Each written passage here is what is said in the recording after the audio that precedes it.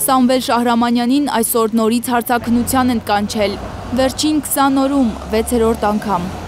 Արցախյան վերջին պատերազմում թշնամուն զենք զինամթերք հանձնելու կասկածանքով վարույթ նախաձեռնելուց 2 տարի անց են Արցախի նախագահին սկսել հարցաքննել։ Հայաստանի իշխանությունը իրավական պատրվակով քաղաքական ուժեղ ճնշումներ է գործադրում Արցախի պետական ինստիտուտների վրա, համոզված է Արցախի ազգային ժողովի падգամավորը։ Ցանկացած պահի, երբ իրենց պետք է, ինչ-որ ճնշում գործադրել, իրենք այդ իբրև թե իրավական դաշտում բոլոր խնդիրները լուծում են ոստիկանների բռնի ուժով։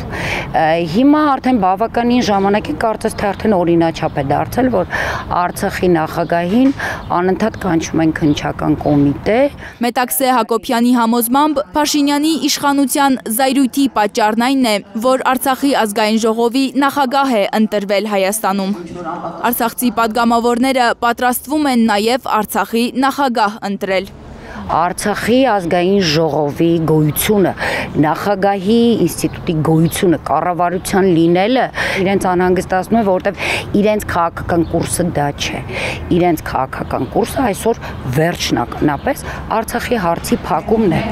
Արցախի հարցը փակած Հայաստանի քաղաքական ղեկավարությանը հունից հանում է նաև այն, որ անգամ միջազգային դերակատարներն են կարևոր համարում Արցախի պետական ինստիտուտների պահպանումը, արցախահայերի վերադարձի իրավունքի պաշտպանությունը, նկատում է արցախցի падգամավորը եւ վստահեցնում Փաշինյանի կաբինետի ճնշումներին չեն ենթարկվելու։ Այսօր վախենալ այս վարչախմբից նշանակում է